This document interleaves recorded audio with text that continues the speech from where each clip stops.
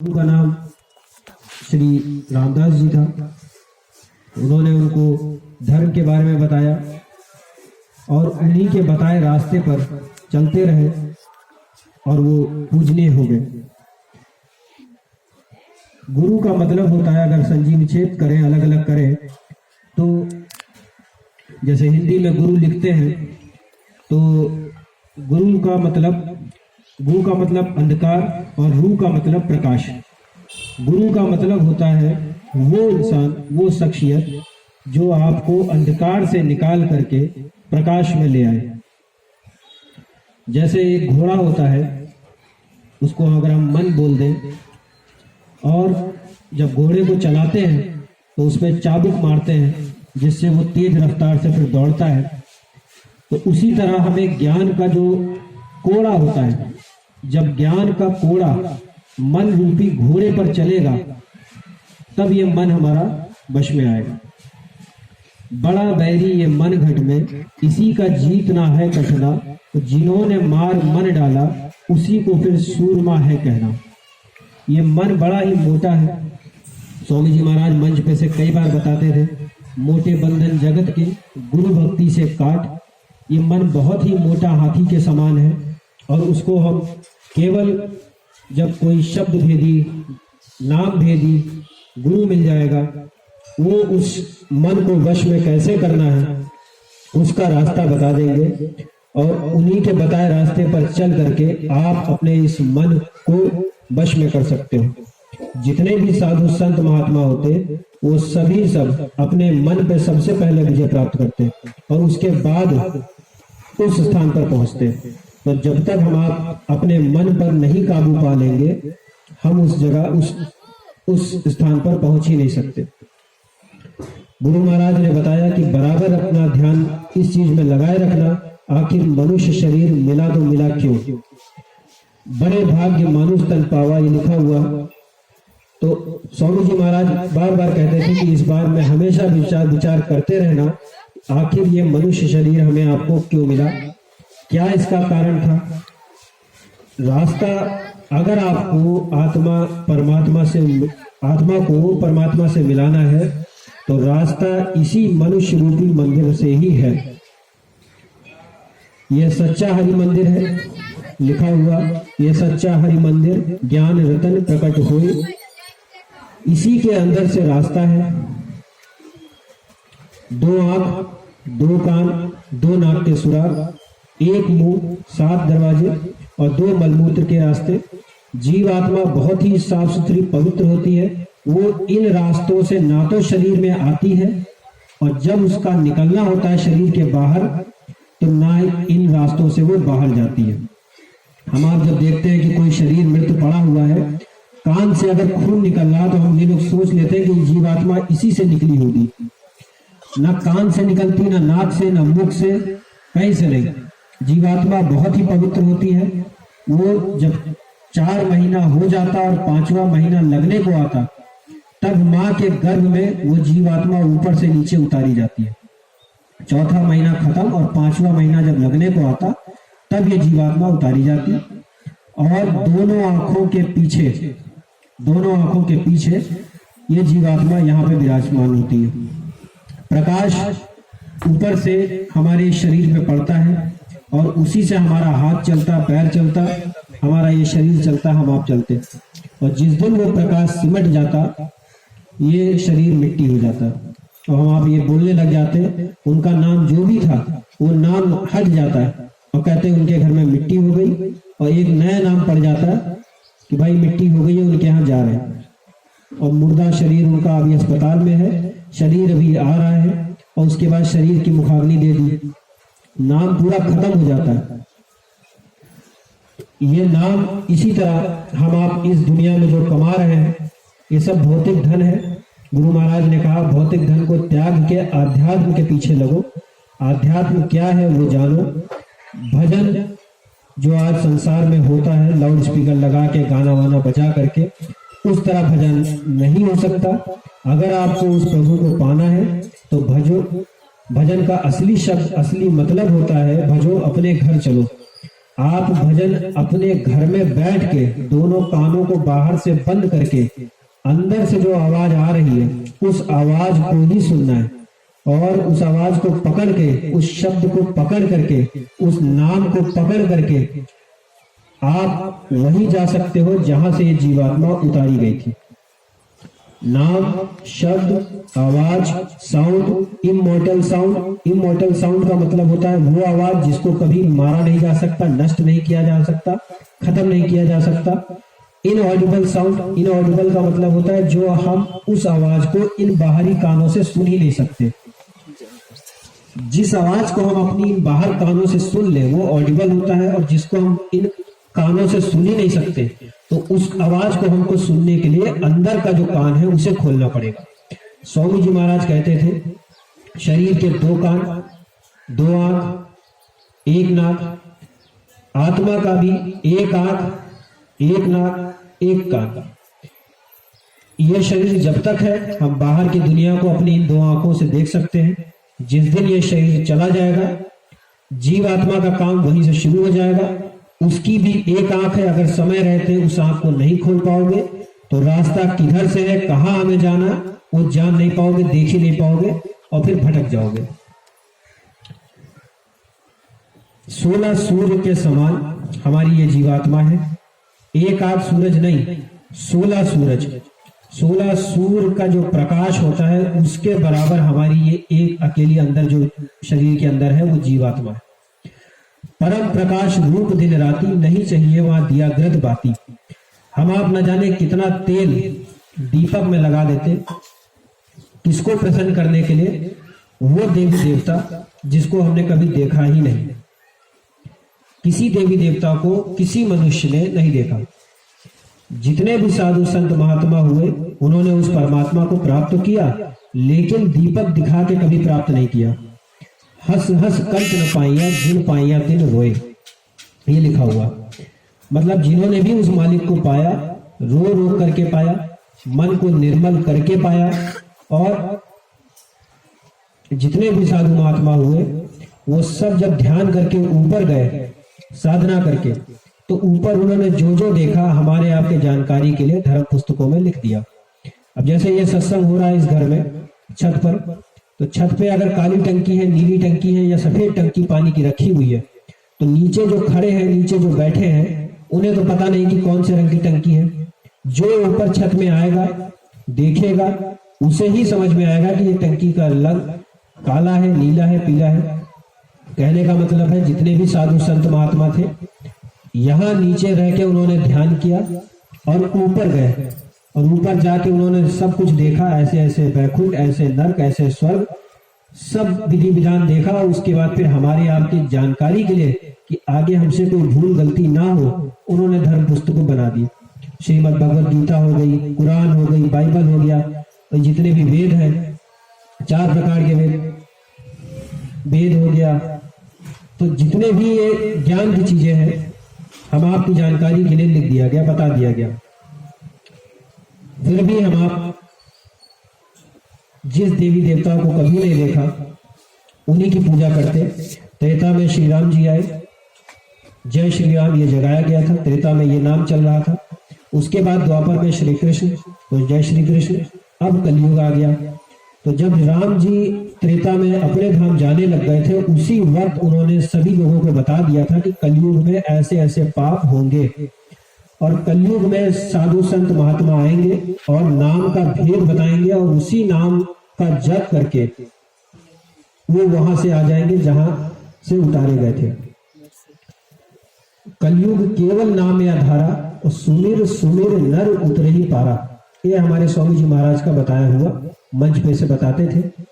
कलयुग में केवल और केवल नाम का ही भेद है। जो उस परमात्मा को पाना चाहता है वो नाम की दौलत से, नाम का जाप करके, जो भी नाम संत महात्मा बताए उसी नाम का जाप करके वो वहां तक जा सकते।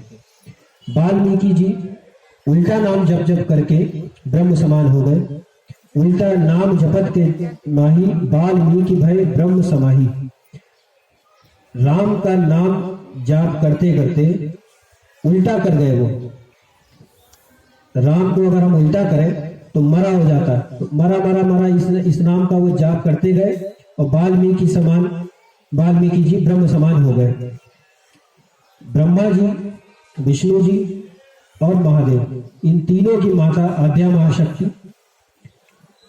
तीनों का अलग अलग काम है। एक रचयिता, एक जीवों को पालता और एक जीवों को संहार यानी कि नष्ट कर देते। स्वामी जी महाराज ने बार बार कहा, आप मथुरा मंदिर को कभी मत छोड़ना। और खितौरा हमारे जन्मभूमि है स्वामी जी महाराज की, हम आप सब जानते हैं। तो मथुरा और खितौरा दोनों पर विशेष स्वामी जी महाराज ने कहा, आप लोग ध्यान दिएगा।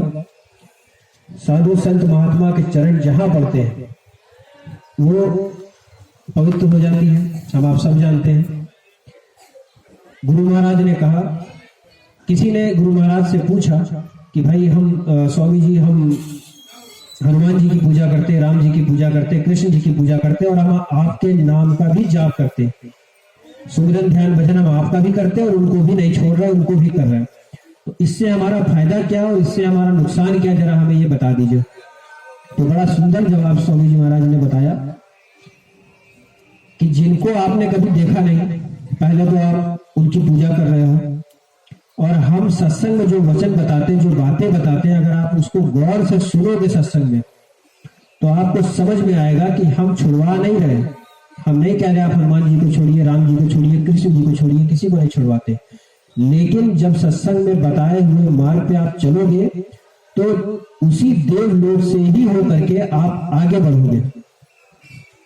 जिस स्थान पर, यहाँ पे कुछ लोग नामदानी भी हैं और कुछ लोग नामदान अभी नहीं लिए होंगे, तो नामदान का वर्णन हम नहीं करेंगे, लेकिन जो पहला स्थान होता है उसमें भी देवी देवता है, दूसरा जो स्थान है उसमें भी देवी देवता है, और पांचवा जो स्थान है वहां पे संत सदगुरु रहते हैं। तो आपको कोई देवी देवता छुड़वाते नहीं है। रास्ता जो बताया जाता है, आप जिस देवी देवताओं को फोटो में देख के पूज रहे थे, आपको वही देवी देवता साक्षात आपको उसी लोक पे मिल जाएंगे। मुंडे नैन त्रिसत जब भयु, पुण्य चितवत कौशलपुर गयु।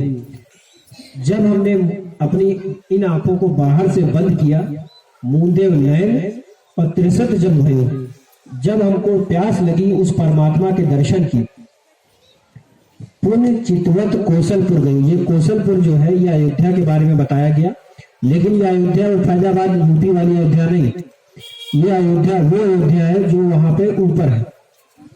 और मोहि राम देखे मुस्काही, मुझे जब राम जी ने देखा तो वो मुस्कुरा दिए कि वारी जीवात्मा, मैंने इतना मकर जाल फैला रखा है, इतने देवी देवता, अच्छे बुरे कर्म का जाल मैंने फंसा रखा है, और वो तुम सबको चीर के तुम यहां तक कैसे आ गए। उसका कारण भी यही है कि अगर आपको गुरु मिल जाएंगे तो वो भेद बता देंगे, और संत का मतलब होता है जो अंत तक साथ दे। गुरु महाराज ने बार बार कहा, मुझे जिस रूप में तुमने अभी देखा उसी रूप में मैं तुम्हें वहां ऊपर मिलूंगा। अगर काली दाढ़ी में देखा तो काली दाढ़ी में मिलूंगा, सफेद दाढ़ी में देखा तो सफेद दाढ़ी में मिलूंगा। जो रूप मेरा यहाँ है, जब साधना करके तुम ऊपर आओगे, आधे रास्ते तक तुम आ जाओ, उसके बाद मैं हाथ पकड़ के तुम्हारा आगे का सफर पूरा तय करा दूंगा। लेकिन बशर्ते आप घाट पे आ तो जाओ। हमारा आपका बस इतना काम है कि हमें घाट पर बैठ के किनारे तक पहुंच जाना, उसके बाद फिर गुरु महाराज आगे का रास्ता और आप ऊपर के जितने भी मंडल हैं उन सब की हमारे बारे में सैर करा के हमको भेद बता देंगे कि देखो भाई, ये वही देवी देवता है जिनकी तुम रात दिन पूजा कर रहे थे, अब आप इनका साक्षात दर्शन कर लो। एक कहानी है कि एक नई नवेली बहू शादी हुई, घर पे आई, तो उसके ससुर जी का एक वो प्रण था कि जब तक मैं अपने देवी देवता के सामने दीपक नहीं जला देता मैं भोजन नहीं करूंगा। तो रोज सुबह वो दीपक जला देते थे और ध्यान पे बैठ जाते थे। आधे घंटे बाद या थोड़ी देर बाद एक आंख खोल के वो देखते थे कि दीपक जल रहा कि बुझ गया। दीपक जैसे ही बुझ जाता था वो कहते थे कि अब खाना ले आओ, अब खाना खाएंगे। लेकिन नई नवेली दुल्हन को ये बात पता नहीं थी। उसने देखा कि हमारे ससुर जी अभी ध्यान की मुद्रा में है और ये दीपक बुझने वाला है, उसने सोचा कहीं ऐसा ना हो कि दीपक बुझ जाए और उनकी ध्यान टूट जाए। पीछे से उसने तेल ला करके उसी दीपक में और भर दिया। आधा घंटा हो गया, ससुर जी ने आंख खोली, देखा अभी भी दीपक जल रहा है, वापस आंख बंद कर ली। आधा घंटा फिर उन्होंने किया, आधे घंटे बाद तेल फिर खत्म हो गया। वापस बहू आई, उसने फिर तेल भर दिया। आधे घंटे बाद फिर इन्होंने आंख खोला, फिर देखा अभी भी जल रहा, उन्होंने फिर बंद किया। 2-2.5 घंटा हो गया। भूख से जब वो मरने लग गए तो देखा आज पता नहीं क्या हो गया, दीपक बुझ ही नहीं रहा। अंत में उन्होंने फूंक मार के दीपक बुझा दिया। अब चिल्ला के कहा जल्दी भोजन लाओ, बहुत तेज भूख लगी है। कहने का मतलब देखा देखी से हम लोग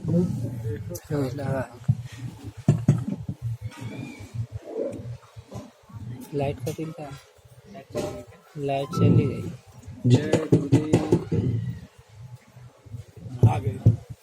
जय गुरुदेव। कहने का मतलब देखा देखी भक्ति इसको कहते हैं।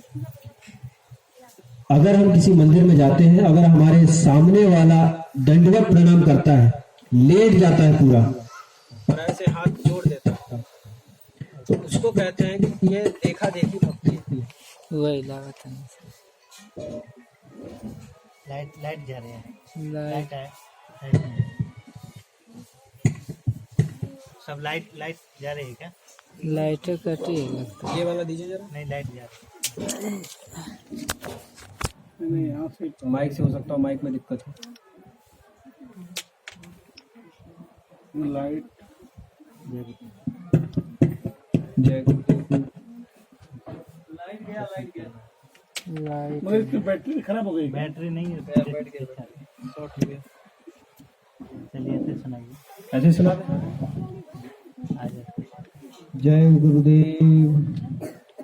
तो कहने का मतलब हम लोग ये जो देखा देखी भक्ति करते हैं उसी में फंस जाते हैं। आगे वाला अगर दंडवत प्रणाम कर रहा तो हम लोग भी वही कर देते हैं। अगर वो 5 चक्कर मारता है उस तस्वीर की, तो हम लोग भी 5 चक्कर मार लेते हैं कि क्या पता ये 5 चक्कर मारने से हमारी मनोकामना पूरी हो जाए, जो समस्या हम लेके आए वो समस्या का समाधान हो जाए। तो बिना सोचे समझे भी हम लोग वो 5-6 चक्कर 10 चक्कर मार देते हैं। मथुरा मंदिर में आप जब भी जाते, आप सभी ने देखा होगा, छोटे चिरौंजी जिसको बोलते हैं, छोटे दाने, वही उस मंदिर में चढ़ाए जाते। ऐसा वो मंदिर है ना जहाँ लड्डू ना पेड़ा, ना कोई पंडित, ना कोई घंटा, ना कोई शंख। और स्वामी जी महाराज ने बोला कि जीता जागता देवता यहाँ विराजमान है, आप अपनी एक बुराई को वहाँ चढ़ा दीजिए और जो मनोकामना आप मांगोगे, जो भी आप मांगोगे वो आपको मिल जाएगा। हमें आपको केवल अपनी एक बुराई चढ़ानी, जैसे आज से हम झूठ नहीं बोलेंगे, आज से हम किसी को धोखा नहीं देंगे, और बदले में जो भी हम मांगेंगे वो सच्चा मंदिर है, सच्चा गुरु है, रास्ता सच्चा है, जो उन्होंने मार्ग बताया वो भी सच्चा है। हमें आपको बशर्ते बराबर, स्वामी जी महाराज ने कहा, महीना में एक बार, 6 महीना में एक बार, साल भर में एक बार, कोशिश करना जब भी मौका मिले मथुरा मंदिर में जरूर चले जाना और गुरु के संग अंग संग रहना।